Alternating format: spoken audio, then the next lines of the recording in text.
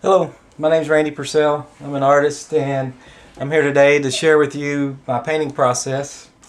My process includes transferring ink from magazine pages onto a layer of beeswax. What I do is I start with a piece of plywood, usually 1/2 inch or 1/4 inch depending on the size of the painting, and I put a smooth layer of beeswax on it, which is melted in a crock pot. So then I just print my photograph on that I want to do a painting of on cheap paper. It's just a template. My photograph is basically my template, and I take up pieces of paper, little cuts at a time, and I cut the magazine pages out in those shapes that I pull out.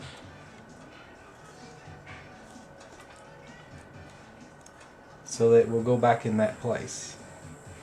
So now I've cut that one, I'll put it in place. While it's in process, you don't see the colors that I chose. They're face down on the wax.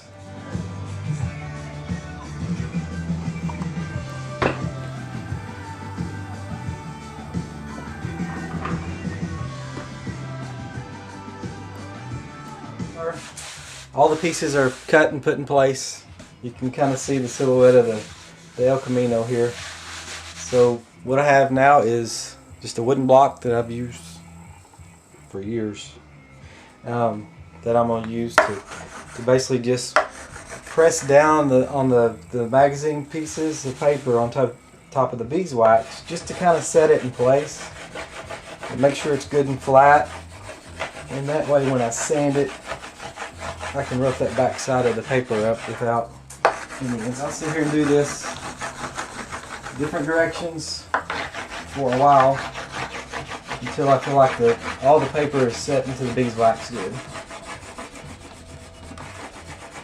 And that's basically bonding the ink from the magazine page to the beeswax. I want you to see the details of the paper up close. Like there's the headlight, and this is the magazine pages cut out into the shapes to replace the photograph that I use. And there's the tire. And when I get to the next step where I start, actually after I sand it, I may do this again just so you can see the different variations of how things look. And then we'll do it again after the paper's been removed. Okay, so we got this burnished down with that wood block. All I did was just go over it for about 30-45 minutes, just making sure that all those pieces of paper are set into the wax pretty good. And now I'm going to take some 220 grit sandpaper. I usually cut it in small chunks like this. Fold it. That gives me a little cushion for my fingers. I haven't found a way to do this yet where I could use like a sanding block, because I got it as smooth as I can get the beeswax. It's still not perfectly smooth, so I have to feel with my fingers to know how much pressure to put and make sure I'm not rubbing too hard, because you can sand off both the paper and the ink. And all I want to do is just rough the edges up, or the back side up, so it will absorb water. My process is pretty cool in small bites. The rest is pretty monotonous. So here we are, most of it's sanded. I've got this one area over here I left that's not. You can see how dirty the dust is from these things. I've been through these 2 pieces of sandpaper. I think I can finish it with this one. We'll see.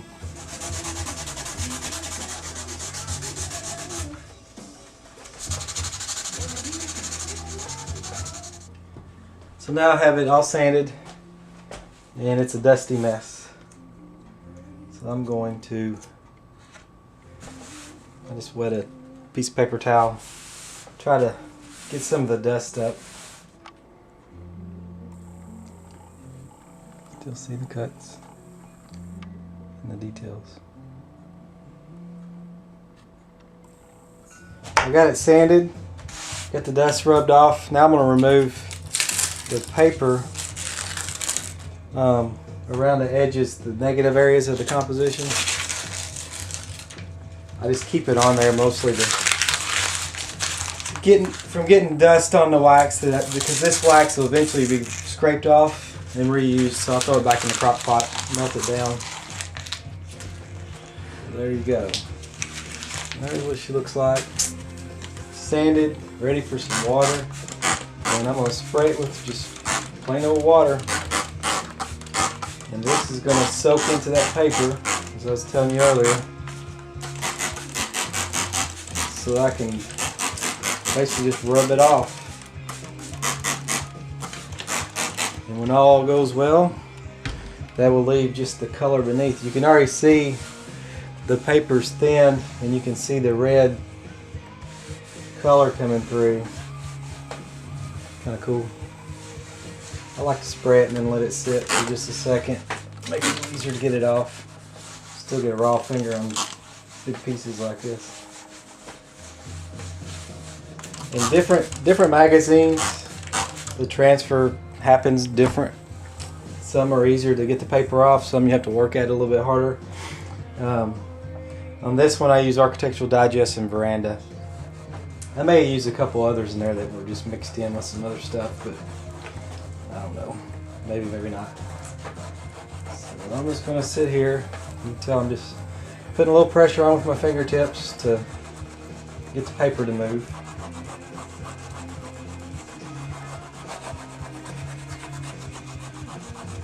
And I'll do this. I'm trying not to let too much of that paper ball up underneath my fingers, because it'll scratch the ink on top of the beeswax. A little bit of it's not too bad. I just don't want no big gouges.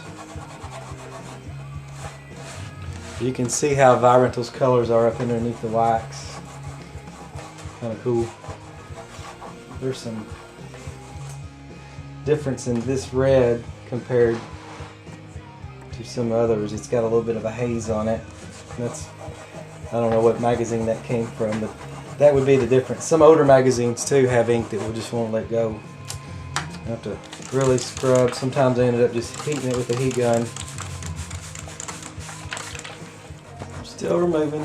Figured I'd show some details of me removing the paper off the tire and the wheel. It's where you put in all those tiny details is where it's most interesting to watch it come to life when you take off the paper. Such a cool look to it at this point, especially the contrast between when the paper's on and when it's not.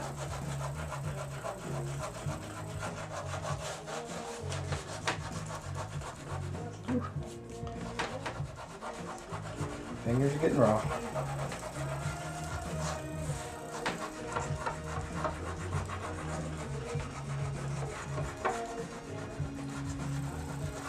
Because there's no white ink, so highlighted areas of chrome and things are used. I use kind of a grayish or a really light yellow or blue to get those highlights.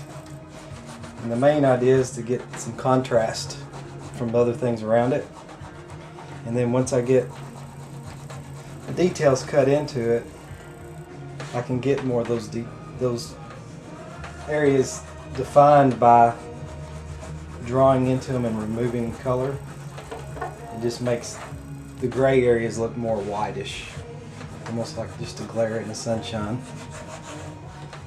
There's your tire. And then of course I'll remove that wax, and the plywood actually is not quite as yellow as that. Okay, now you can see the majority of the paper has been removed, and that's how much paper was on it. And now that I've got this paper off, I'm going to basically buff the painting. Just a piece of cotton rag, old t-shirt. Get everything plenty wet. Don't want any friction at all, because it wouldn't take much to scratch this ink right now. It's not set into the wax very well. Once I get done buffing the pulp off, basically, I'll hit this with the heat gun. When I hit with the heat gun, the ink will settle down into the wax more and make a strong bond. And then it'll be in there well enough where you don't have to worry about it rubbing off. And then I can start drawing into it with my sharp instrument. So all I'm doing is First I'm going to let the heat gun warm up, and while it's doing that I'm going to dry the painting off, and I'm going to see where I still have pulp on the painting. And as you can see, there's areas where there's really light colors. That's the pulp of the paper sticking to that ink. So after I roll this a little bit, I'm going to buff it one more time.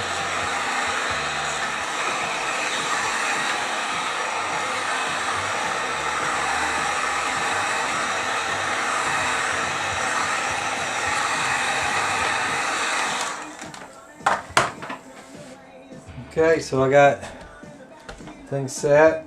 It's not too hot. And part of heating it up makes it easier to draw into. Depends on what part I'm working on, if I like it to be more warm or cooler. So, hoping you'll be able to see this. I've got this little pointy thing. I don't even know what you call it, like an ice pick. Then I have some tools I've modified. It's a clay tool that I've kind of dulled the end on. That's where I can get edges. And then I have another clay tool, just to scrape away the bigger areas. But most of all the details done with this thing. And I have some other little things that I play with occasionally, but those are the main three.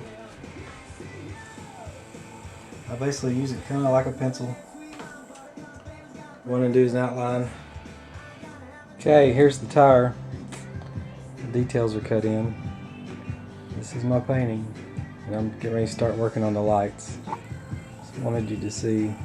It's amazing how much life it has to it after the details are cut in. Okay, there's the lights one more time before I get to work on them. I'll be back.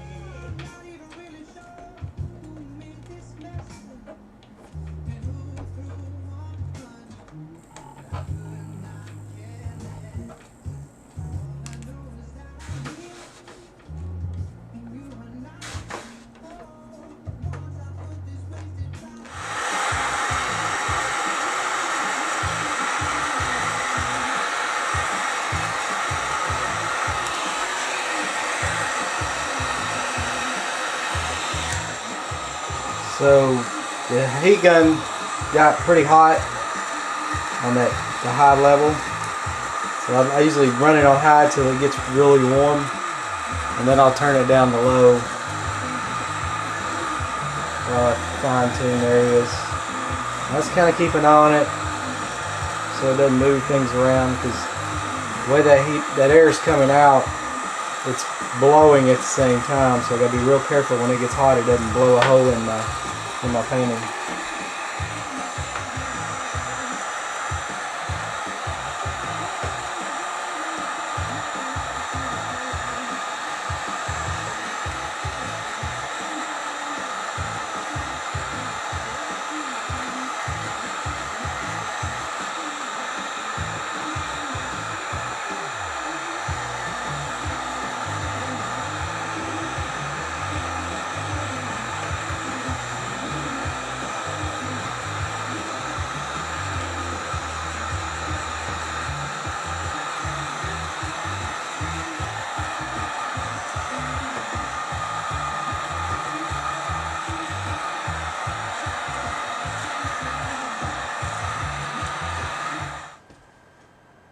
Okay, here's the final piece.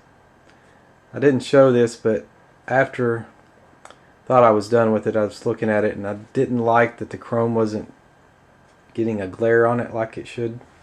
So I had to go back in and I worked on it, and that basically took away some of the ink on top of the wax and almost went down to the plywood. It's kind of hard to tell in the video. I'm going to zoom in and see if you can see that.